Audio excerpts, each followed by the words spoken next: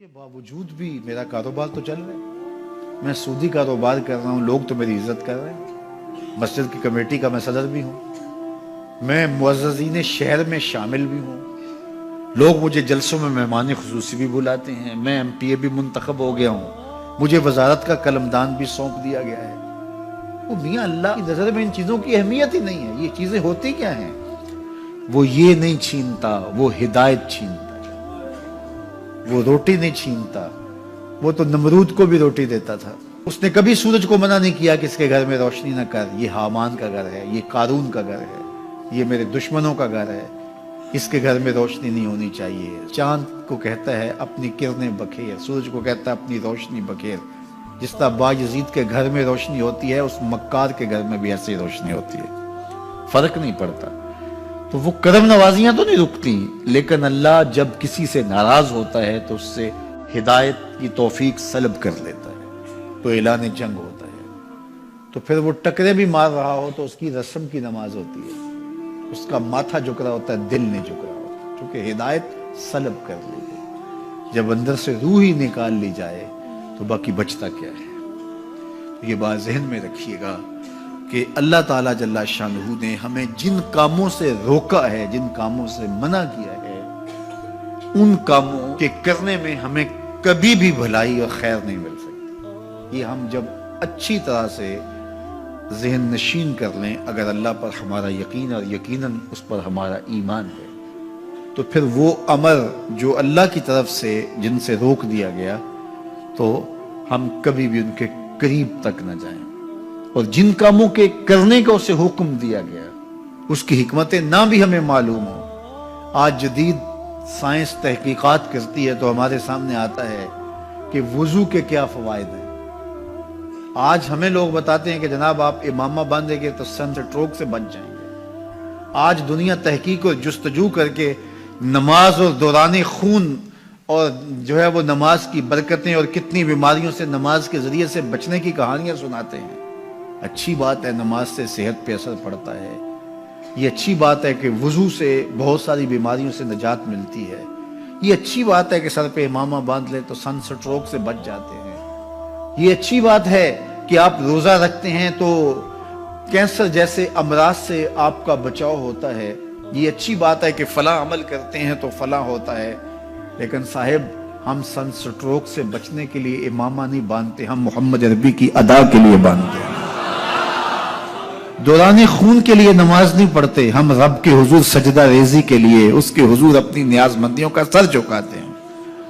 تو حکمتیں بھی ہیں، وہ برکتیں ذیل میں آتی ہیں۔ تو یہ بات ذہن میں رکھیے گا۔ غزنوی کا وزیر اس سے حسد کرتے ہوتے تھے کہ اس میں کیا خصوصیت ہے کہ بادشاہ اسی کو اہمیت دیتا ہے۔ ایک دن بادشاہ نے کوئی تربوز کاٹا، کوئی خربوزہ کاٹا یا کوئی اور ایسی چیز تھی، تو جس کو بھی دیا تو وہ کڑوا تھا، تو اس نے چوہی چکھا تو پھینک دیا، اور پھر بلایا یاس کو اور اس کو کاٹ کے اس کی پھانک دی، تو ایسے لطف سے کھانے لگا کہ جیسے اس سے لذیذ کبھی پھل زندگی میں دیکھا نہ ہو۔ تو سارے اندر ہنس رہے تھے، ایک دوسرے کو آنکھوں سے اشارہ کر رہے تھے، یہ دیکھو بے وقوف۔ تو بادشاہ رک گیا اور کہا کہ ایاز، یہ جو فروٹ تم نے کھایا ہے یہ میٹھا تھا یا کڑوا؟ کہا بادشاہ سلامت کڑوا۔ تو کہا پھر اتنے ذوق سے کیوں کھایا؟ کہا کہ اس ہاتھ سے میں نے میٹھی نعمتیں کھائی ہیں، آج کڑوی ملی ہے تو تھوک دوں؟ کہا ایسا نہیں ہو سکتا۔ تو میاں کڑوا ہو تو وہ بھی قبول کیا جائے، نفس پہ شاک ہو۔ کڑوی وہ چیز ہوتی ہے جو نفس پہ شاک ہوتی ہے، نفس کرنا نہیں چاہتا، لیکن اس کے باوجود تمہارا دل کہے نہیں، یہ مالک کی طرف سے ہے۔ سخت سردی ہے، گرمی کی شدت ہے، پانی ٹھنڈا ہے اور موسم سرد ہے، پانی گرم ہے اور موسم بھی گرم ہے، رات کا پچھلا پہر ہے، تھکے ہوئے ہیں، لیکن آپ اس کے باوجود بھی اپنے رب کے حکم کو بجا لاتے ہیں۔ نفس پہ شاک ہے، لیکن سینے میں ٹھنڈ ہی نہیں پڑتی جب اس کے حضور سجدہ ریزی نہیں کر لیتے۔ تو اس کے حکموں کو بجا لانا اور اپنے نفس کو پیچھے کر دینا اور اپنی خواہشات کے گلے پہ چھری پھیر دینا اور مالک کی رضا میں اپنے آپ کو گم کر دینا، یہی زندگی ہے اور یہی بندگی ہے۔ تو اس لیے مجھے اور آپ کو اس بات پہ غور اور تدبر کرنا چاہیے کہ ہم اس مختصر زندگی کو اللہ کے احکام کی مطابقت میں گزارنے کا عزم کریں، وہ بات چھوٹی سے چھوٹی ہو یا وہ بات بڑی سے بڑی ہو، وہ احکام ہماری زندگی کے اندر نافذ العمل ہو۔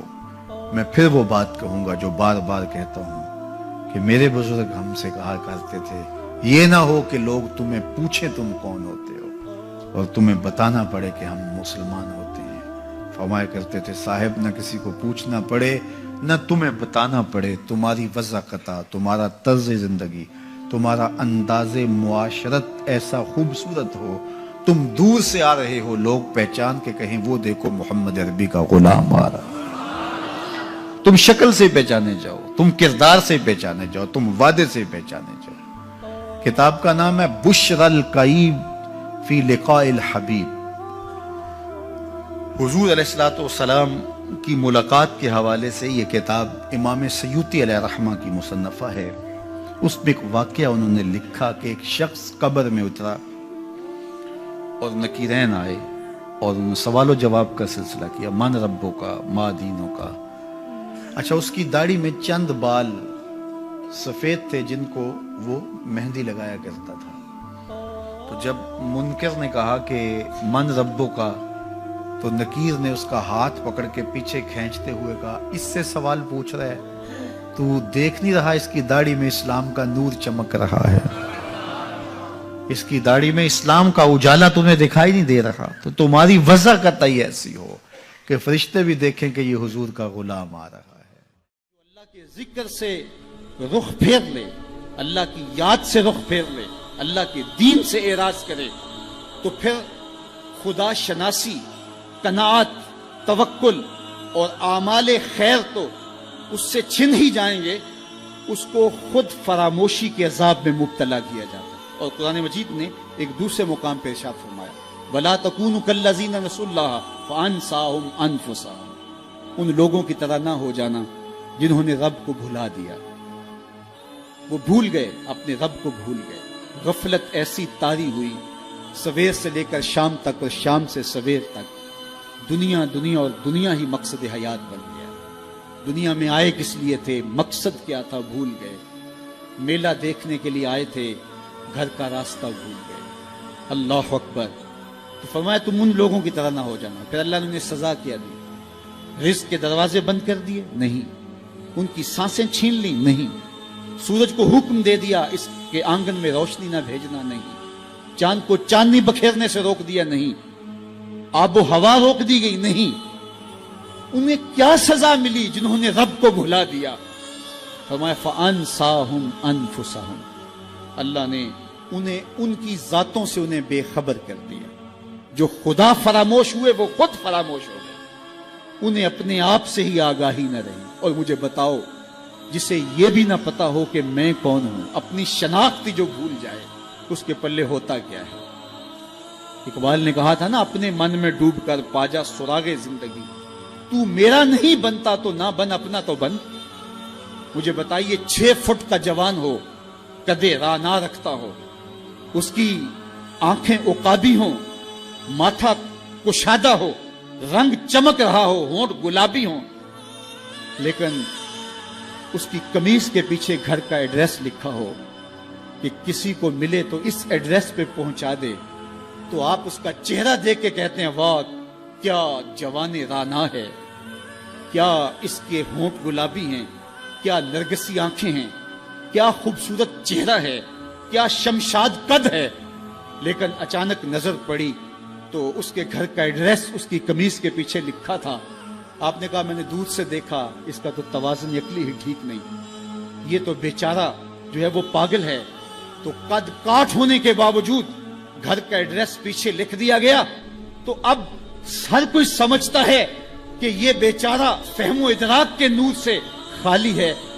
قدِ رانا پہ ترس آنے لگ جاتا ہے، اور وہ آنکھیں جن میں ڈوب جانے کو، جھیل جیسی آنکھوں میں غوطہ لگانے کو جی چاہتا تھا، تو اب ترس آنے لگ جاتا ہے کہ یہ بیچارہ تو خود فراموش ہے۔ اللہ فرماتا ہے جس نے رب کو بھلا دیا، تم یہ نہ دیکھو اس کے بنگلے کتنے ہیں، یہ نہ دیکھو اس کے پاس کوٹھیاں کتنی ہیں، یہ نہ دیکھو اس کی چمکتی ہوئی کتنی لمبی گاڑی ہے, یہ نہ دیکھو کہ عالی نسب ٹاؤن کے اندر اس کا گھر ہے, یہ نہ دیکھو اس کا بینک بیلنس کتنا ہے, ہاں یہ بھی نہ دیکھو اس کے پاس وزارت کا قلم دان ہے, یہ بھی نہ دیکھو کہ یہ وزارت عظمیٰ کی کرسی پہ بیٹھا ہوا ہے, یہ بھی نہ دیکھو کہ اقتدار کی مستند پہ جھولتا ہے, یہ بھی نہ دیکھا ہو کہ یہ ڈائس پہ کھڑے ہو کے نعرے لگاتا ہے, لوگ آگے سے جواب دے کے واہ واہ کے ڈونگرے برساتے ہیں. کہا اس کی قمیض کے پیچھے لکھا ہوا ایڈریس پڑھ لو, فَأَنْسَاهُمْ أَنفُسَهُمْ, یہ وہ شخص ہے کہ جو اپنا پتہ بھول چکا ہے, جسے پتہ ہی نہیں کہ میں کون ہوں, اس دنیا پہ آیا کیوں, جو آ کے بھول گیا ہے اسے گھر کا رستہ ہی نہیں مل رہا, اور یہ بھاگا پھر رہا دنیا کے اندر.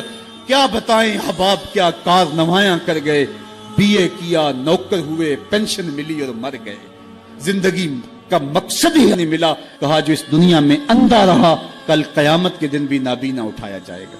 اس سے ان آنکھوں کی بے نوری مراد نہیں ہے, اس سے دل کی بے نوری مراد ہے. اسی لیے اقبال نے کہا تھا دل بینا بھی کر طلب خدا سے, کہ آنکھ کا نور دل کا نور نہیں ہے. آنکھ کا نور اور ہے, دل کا نور اور ہے. تو ہم دنیا کی مادی چمک کو دیکھتے ہیں, میرا مالک کہتا تمہارا دل ستھرا ہونا چاہیے. تمہارا منہ کالا ہو تو کوئی بات نہیں ہے, دل کالے نالوں منہ کالا چنگا, جے کو یہ رمز پچھانے ہو. اصل تو دل کی پاکیزگی ہے, اور دل رب کے ساتھ وابستہ ہو, اس کے رسول کے ساتھ وابستہ ہو. تو جس نے اللہ کے دین سے رخ پھیرا, اعراض کیا, تو پھر اس کا نتیجہ کیا ہو کہ اس کی زندگی تلخ ہو جائے گی.